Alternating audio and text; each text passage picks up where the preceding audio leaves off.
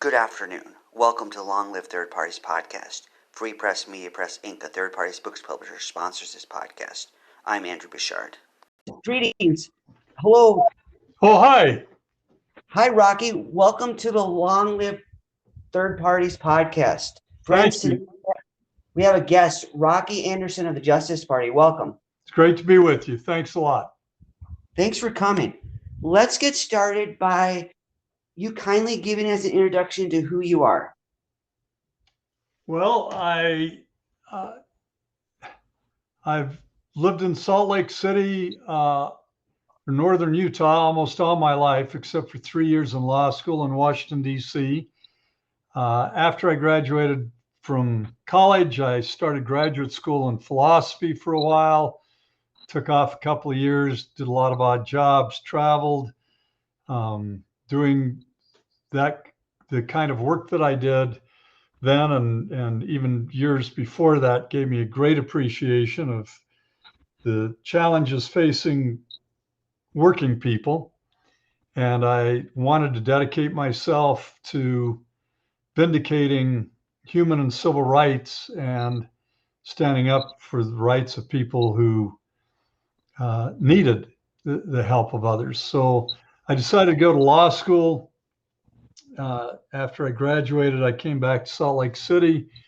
I practiced for about 21 years. I ran for Congress in 1996. I won the Democratic primary, but was defeated in the general election, principally because of my advocacy for same-sex marriage. It was unusual for any candidates to be advocating marriage equality in 1996. Then I went back to practice law for a while, and then in 1999, I ran for mayor of Salt Lake City, and I won that election and was mayor of Salt Lake City for 2 terms from January 2000 to 2008. I decided not to run for a 3rd term as mayor, although I had a lot of support in the community. I think I would have won a 3rd term, but I wanted to work on human rights on a national and international basis. So I founded High Road for Human Rights and was executive director of that for 3.5 years. It was an educational and advocacy organization addressing major human rights issues, because I became convinced that the problem in this country is, even though we've got a number of human rights organizations that everybody writes checks out to, and then they do their reports and their lobbying high levels, we really don't have a grassroots organizing mechanism to bring people together so they can speak with one powerful voice. And that's what High Road for Human Rights was all about.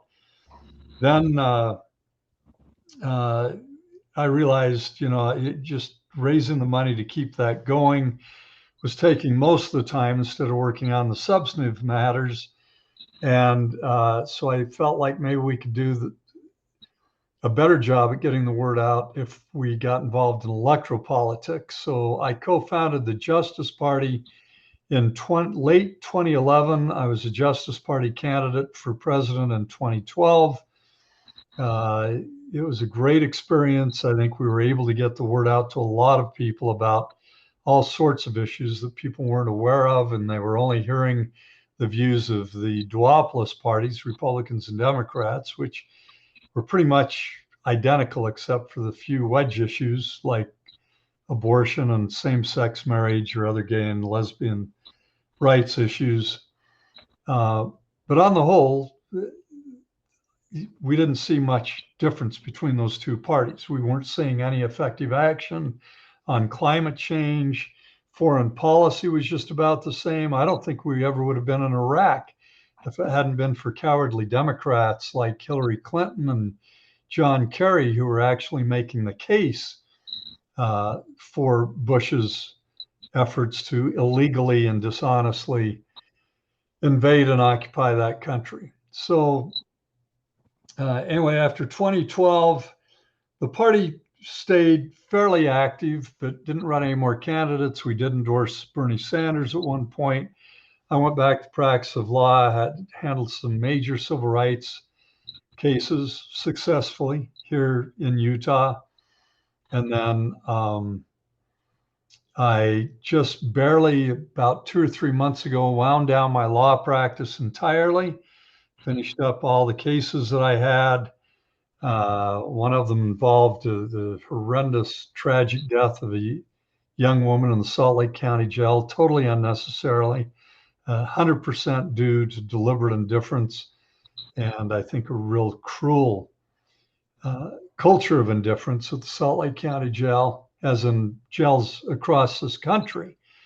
And then I have dedicated myself to doing the organizing work, which is a lot, to get a political party going. So we're reviving the Justice Party.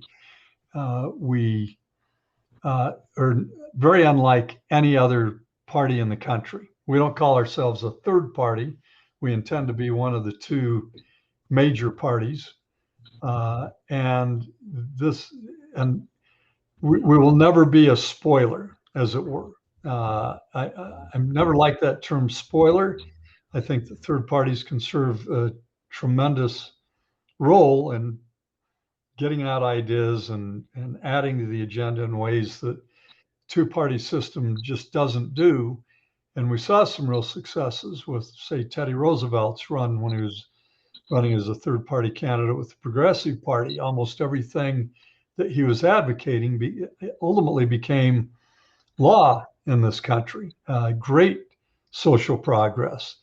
But some of these parties, when they're running, the Green Party this last time around, or rather in 2016, I think they took enough votes away that from the Democratic candidate that Trump was elected. And although he's a great friend and I have a world of respect and admiration for him, I really wish that Ralph Nader had not run in Florida in the year 2000, because I think Al Gore would have been our nation's president, and it would have made a tremendous difference. I think it would have made all the difference, especially when it comes to climate change. And there's no way with Al Gore as president that we would have been invading and occupying Iraq and causing all the heartache and tragedy and the immigration crises and the growth of Al Qaeda and ISIS that we saw after George Bush's disastrous foreign policy. Thank you for that introduction to yourself. Since you won your race for mayor a couple of times, we have a lot of people on listening to our podcast who are running for office themselves. So if you would kindly give some tips to people running for office, how they can win. Well, when I ran for mayor, I was running against, I think there were 11 opponents in the primary election, and it was the two top vote getters. It's a nonpartisan race, thank goodness. Because when I won the Democratic nomination for Congress in 1996, I didn't get one bit of help. In fact, I got a lot of just the opposite from the Democratic Party, because according to them, I was too liberal to win. I was too liberal because I supported choice for women. I was against the death penalty. I was against unnecessary wars. I can't remember what else, but I had a good long record of standing up for people's civil rights. So the advice I would give is, first of all, before you run, dedicate yourself to your community. Make sure that that this isn't your first foray into public affairs. I always tell people, you want to see what a candidate's going to do once they're elected. Look at what they've done before they ran. Are they just saying all the right things now, or did they actually stand up for the kinds of things they're talking about in their life before they were mayor? And then I'd also say, get out there, especially a race like mayor. I took off an entire year It was a great sacrifice. I didn't have any income for a year. I quit my law practice, but I did it with the attitude that we are going to do everything it takes to win. We raised the money. We went out door to door. We had unbelievable volunteers, hundreds of volunteers. And we're getting lawn signs up on lawns throughout the community. And we started getting commitments for lawn signs in November, 1 year before the race, before the election. And we started putting them up in February. So they were up about 10 months, 9 to 10 months, most of them throughout the community. And we just kept putting them up. People would steal them. We'd go out and get them back up. And it was a great way to signify the grassroots support that we had throughout the community. And of course, keeping my name out there. I think it helped a lot that I'd run for Congress before, and I had shown a dedication to principle, knowing that I'd probably lose the race if I advocated marriage equality, but I didn't back off. Good to hear. I trust people will find that information very helpful. I hope so. I have a question about life after being mayor. I've read books that talk about the seasons of life, such as one by Jim Rohn, and then I read a book called Peaks and Valleys. Both of them discuss how life has these seasons where you get to the top of you get to the peak, and then you go down to the valley. And it says that if you're living a good life, there should be peaks and valleys. So after you reach the peak of mayor, how did you deal with life after coming out that peak? I don't consider that the peak of my life. I considered the work I did at High Road for Human Rights as important, if not more important. I considered the work I did as a practicing lawyer, primarily in the area of civil rights, as important. I've always worked really hard, and there have been huge personal sacrifices that came along with that. But I've also found tremendous rewards in doing the kind of work that I felt protected the rights of other people and advocated for the public interest. So no matter what I do, whether it's in electoral politics, whether it's in my community volunteer involvement, I almost always was on at least one nonprofit board in my community.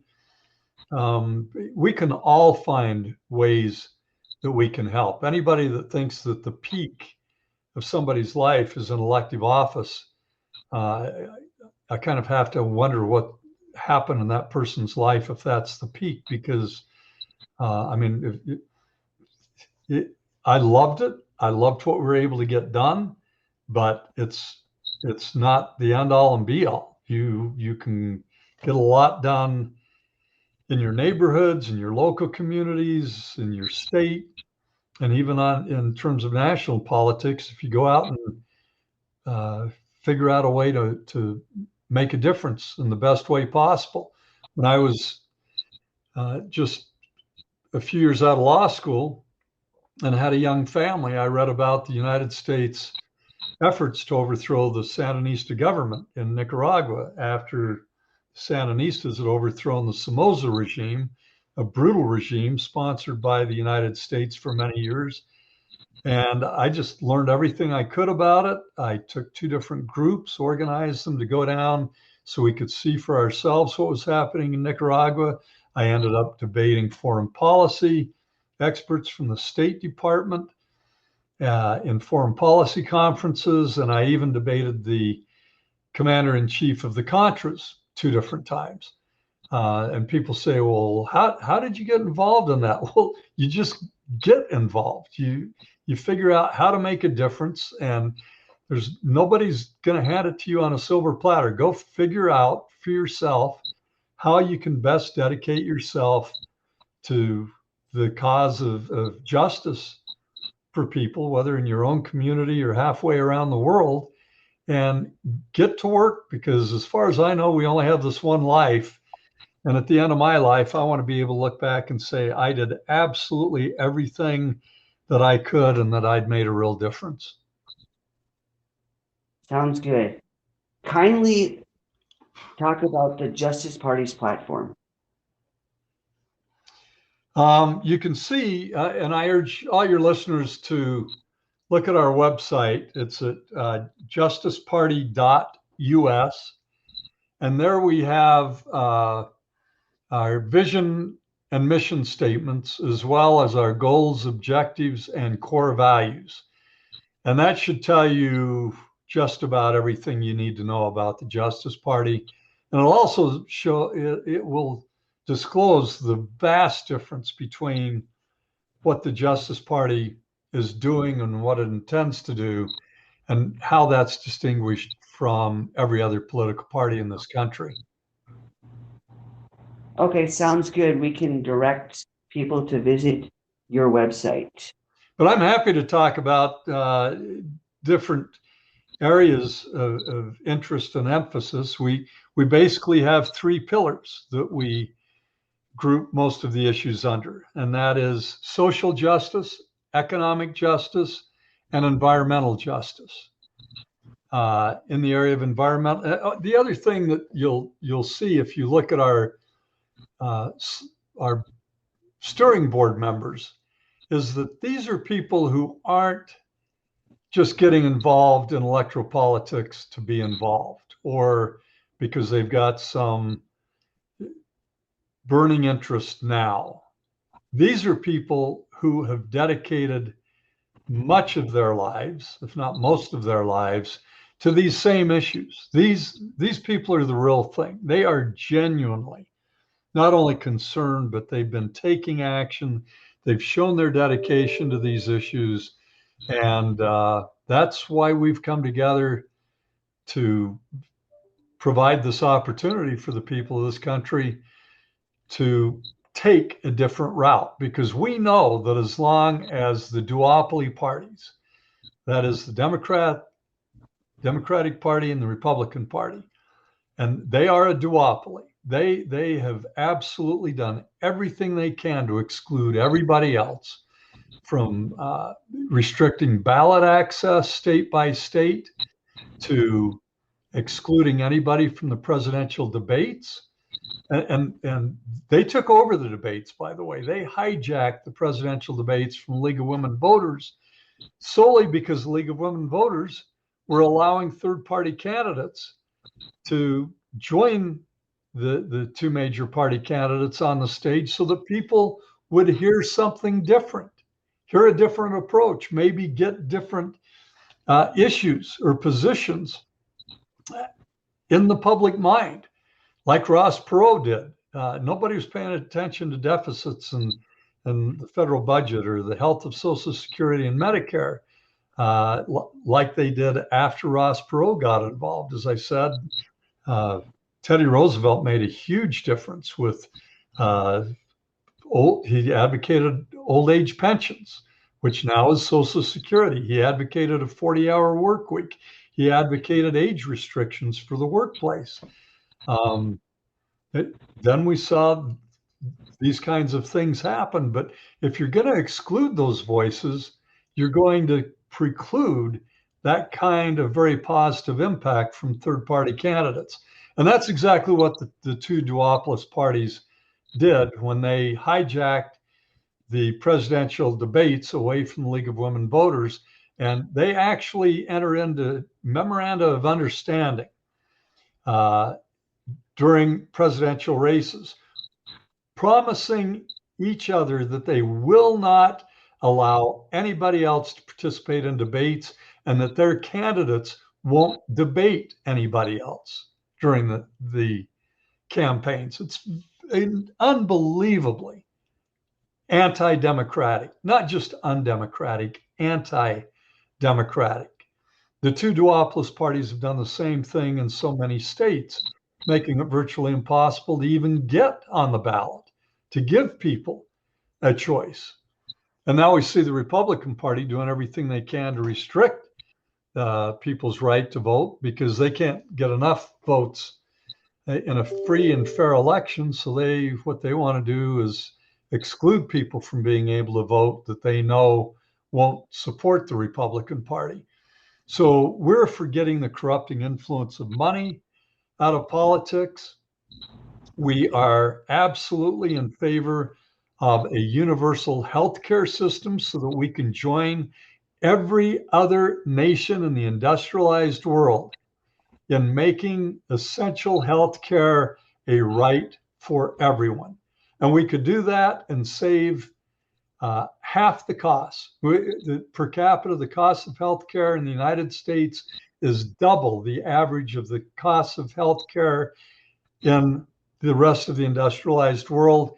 And in the United States, we have worse outcomes. For instance, we've got far worse rates of infant mortality and maternal mortality than almost every other country in the industrialized world. And that is simply because people that can't afford healthcare coverage in this country don't have the access to healthcare and especially prenatal care. So we're talking about the kinds of things that will further the public interest so that we're not seeing all these elected officials just acting like they're on retainer with the largest campaign contributors. And of course, climate change, effective action finally is an existential issue, as is nuclear disarmament. And a lot of us, for instance, I've been working on climate issues aggressively for probably over 25 years.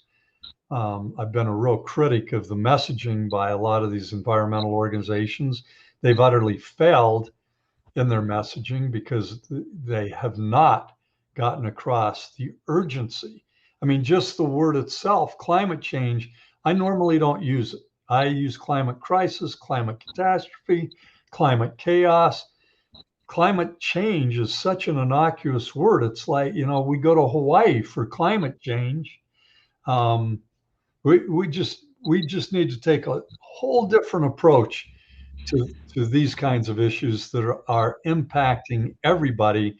And with the Justice Party, we're way different than like what we hear out of the Republicans and the Trumpists, that it's USA number one, and it's all about the United States.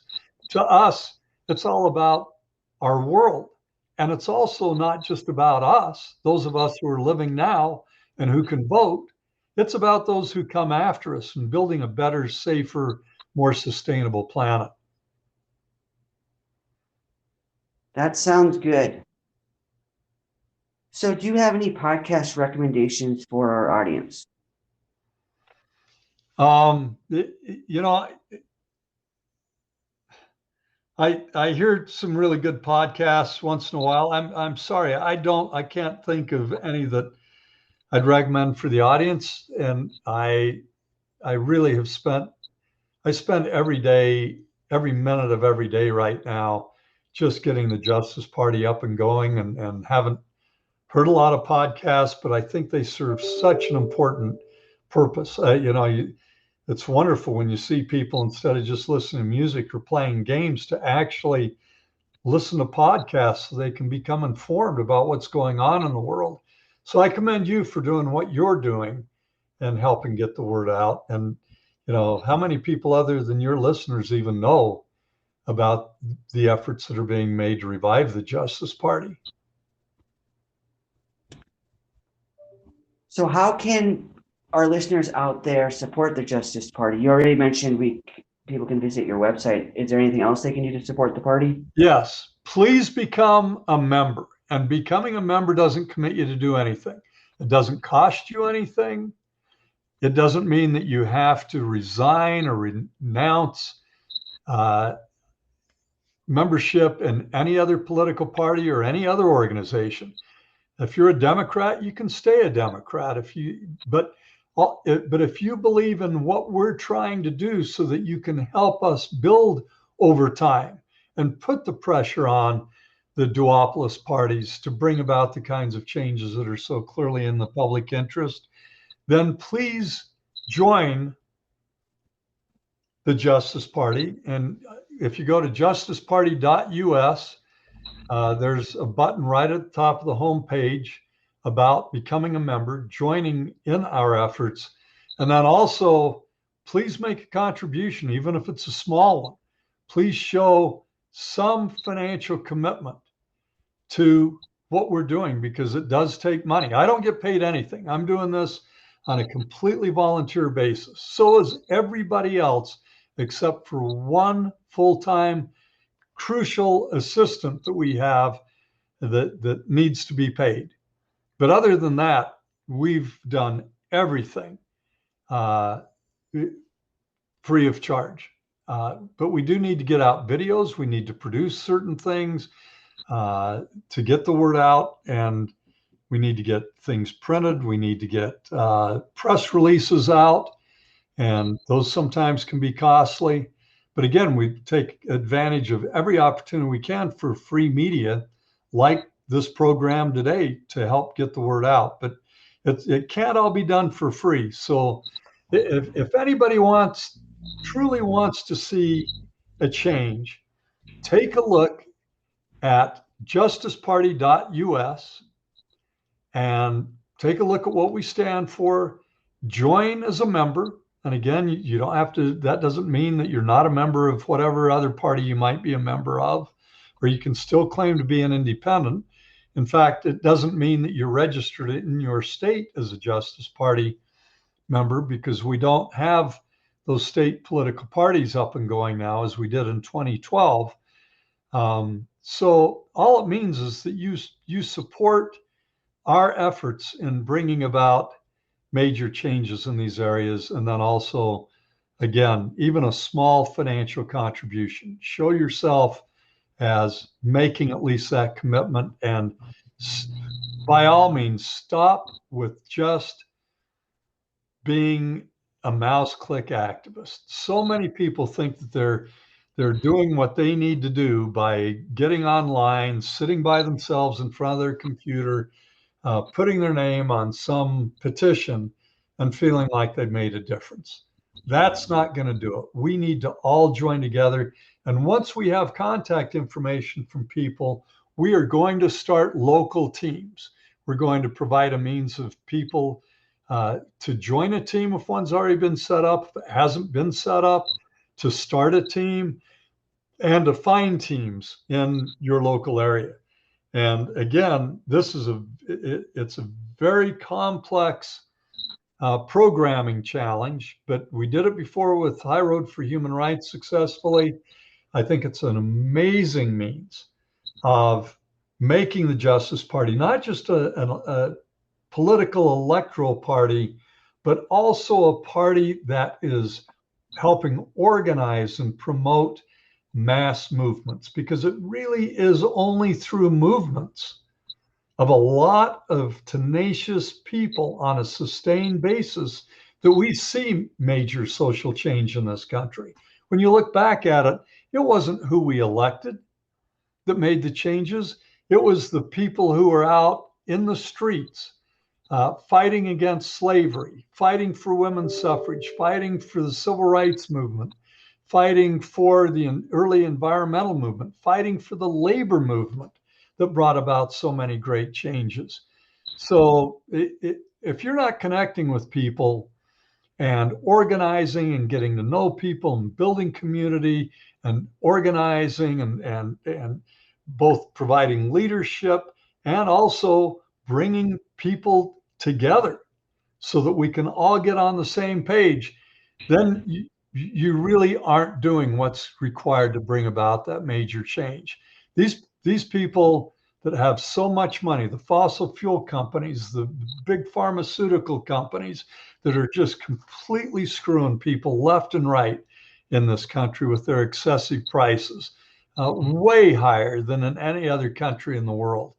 The health insurance industry, which is the greatest parasite, precluding so many people from getting essential health care and ripping off about half of what should be our healthcare dollars for this parasitic system that really doesn't add anything. And we know that because these universal healthcare programs in other countries have been so successful. Also, look at these for-profit colleges ramping up tuitions, getting students to take out loans, and then they're going to carry this enormous debt all their lives, not be able to buy their own homes, not be able to help their own children get a college education or training later in life because they've got this horrendous debt that follows them forever. And it was people like Joe Biden that fought in Congress to make that debt non-dischargeable in bankruptcy. Absolutely shameful. Other nations in the industrialized world, they value education. They provide a means for equality and educational opportunities. We've gotten so far away from that concept in this country, and we've done it in 1 or 2 generations. When I went to school, everybody could basically afford to go to a state university. That's what the state university system was all about. I paid $160 a quarter to go to college. I could pay my own tuition working in a lumberyard back then. It's impossible now. They've taken it completely out of reach of most people, and it's part of what's become a country of such disparity in income and wealth that we now have another gilded age, as we did in the late 1800s and early 1900s, where we have the very, very wealthy, and then we have everybody else that's working basically at slave wages or no wages at all, where we haven't had a real increase in the minimum wage for decades. And yet, while working people are out there trying to make a go of it, seeing their real wages actually diminish in purchasing value, the very wealthy are making more and more money all the time. The CEOs are making sometimes ratios of 100 times or more that of the working people in their companies. All of this has really changed dramatically since about pre-Reagan, about 35 years that we had a thriving, healthy, sustained middle class in this country. And it came about in large part because of fair tax policies and because of a strong union system that helped raise benefits and compensation for all working people. All right. We thank you for coming on the podcast today, and we wish the Justice Party all the best, and may you make a difference like I know you're doing right now. Well, thank you very much. And again, I urge everybody, come aboard, join as a member, contribute what you can, justiceparty.us. And if I can get a link to this program, I'd love to help push it out and have other people be able to listen to it. Thanks so much. Thank you. Have a great day. You too.